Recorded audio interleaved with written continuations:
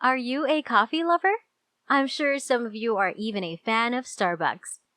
Starbucks is more than simply a common name now that it has roughly 30,000 locations in more than 60 countries. Over the past 47 years, Starbucks has expanded from a single coffee bean shop in Seattle to a colossal $80 billion enterprise. Thanks in large part to its instantly recognizable paper cups and the espresso contained within them, many of which include misspelled names. Welcome to Prepared Leaders. In this video, I'll talk about how Starbucks grew to be a $100 billion business and how Howard Schultz went from being a street kid to becoming a multi-billionaire CEO. Everyone on the planet has heard of Starbucks, the largest coffee shop corporation in the world. Starbucks was started by Jerry Baldwin, Gordon Walker, and Zav Siegel. Its first store opened in 1971 next to the famous Pike Place Market in Seattle. The three founders of Starbucks had two things in common. They were all academics, and they all enjoyed drinking coffee and tea.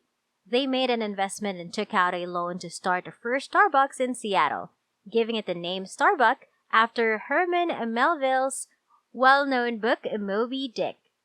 Alfred Peet, a businessman and coffee roaster, was a big inspiration for the people who started Starbucks. In the 1950s, Peet, a Dutch immigrant, started bringing high-quality Arabica coffees into the country. In Berkeley, California, he established a tiny shop called Peet's Coffee and Tea in 1966 that focused on importing premium coffees and teas.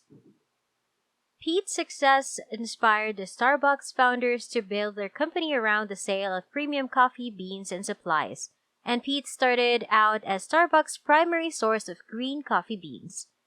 After buying an old roaster from Holland, Baldwin and Booker tried out Alfred Peet's ways of roasting to come up with their own blends and flavors. Early in the 1980s, Starbucks built 4 locations in Seattle, setting itself apart from the competition with its superior, freshly roasted coffee. When Siegel left the business in 1980 to pursue other interests, the other 2 partners were left on their own. Baldwin took over as president of the business. The time of Howard Schultz. But did you know that Howard Schultz, the former CEO of Starbucks, was born and raised in squalor and struggled to make ends meet? He even had to sell his blood a few times when times were very tough. He was simply a young child who never stopped dreaming. And here is why you shouldn't stop either. This is the success story of Howard Schultz, who went from living in poverty and battling for money to exist to turn Starbucks into a $100 billion company. He came from an extremely low-income background. He grew up in a modest one-bedroom apartment in a public housing development. His father, who served in the military and drove a truck, had low-paying jobs for most of his life.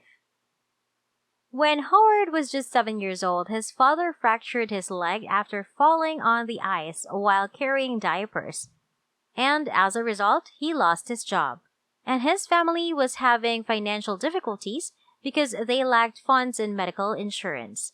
The image of his father lying on the couch, feeling defeated, sad, and hopeless will always stay in his mind. It was one of Howard's most significant turning points.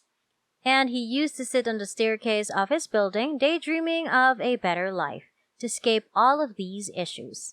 He played football in high school and received an athletic scholarship to attend college. But he decided to focus on communication since he didn't want to play sports.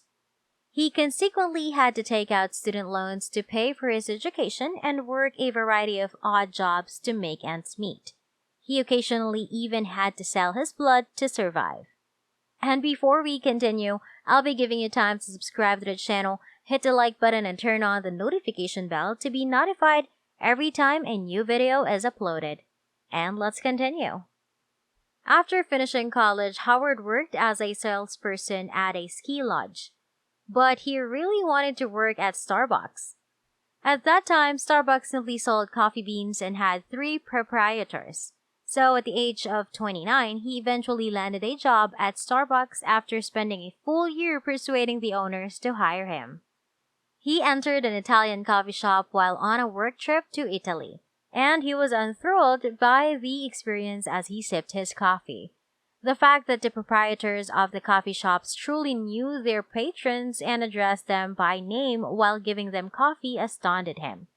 Excited, he went back to the United States and tried to get the owners of Starbucks to agree to these great new ideas. But they turned him down. Howard left Starbucks and started his own coffee company, El Giornale, as a result. But he lacked the resources to finance his business. I spent the entire year trying to raise money. 217 out of 242 people I spoke to declined my request. Imagine how demoralizing it may be to be repeatedly told why your idea isn't worth funding. It was a very embarrassing moment, but in the end, enough people agreed to back his business because they agreed with his goal, to recreate the feeling he had in Italy. He worked incredibly hard to start his first coffee business. Finally, put his suggestions into action. After a few years, Starbucks filed for bankruptcy, and Howard purchased the business to take over as CEO. He put all of his businesses under the name Starbucks, stuck to the cafe business model, and made more money by selling more equipment, coffee, and other things at Starbucks stores. He expanded across the country and changed the name of his business to Starbucks. Today, Starbucks has more than 30,000 locations worldwide and a market capitalization of more than $100 billion. You can either pull yourself up and say, listen, I have to be responsible for myself, or you can place a lot of blame on other people and wallow in self-pity, according to Howard's advice. In life, I think that life is made up of close calls. Many things we attribute to luck are actually not luck at all. It involves embracing responsibility for your future and seizing the day. It involves having a vision that others don't have and pursuing that vision. I have this deep conviction that the reason I'm here is that I have huge goals. I experienced the kinds of dreams that others claimed were impossible. I am unable to provide you with a specific formula for success. From my own experience, I know it's possible to start from nothing and achieve much more than I ever imagined, even though I don't yet know the best way to reach the top of the business world. But if you wait for the ideal circumstances, nothing will ever be done. But the good news is that you can decide and take charge right now. Keep in mind the phrase, you could wish you had started today. What is your story then? I hope you guys have enjoyed this video. Make sure to give this video a big thumbs up and turn on the notification bell so you'll know when I upload new content. Leave a comment down below if you have any questions. Be sure to subscribe if you haven't yet, and I'll see you all in my next videos.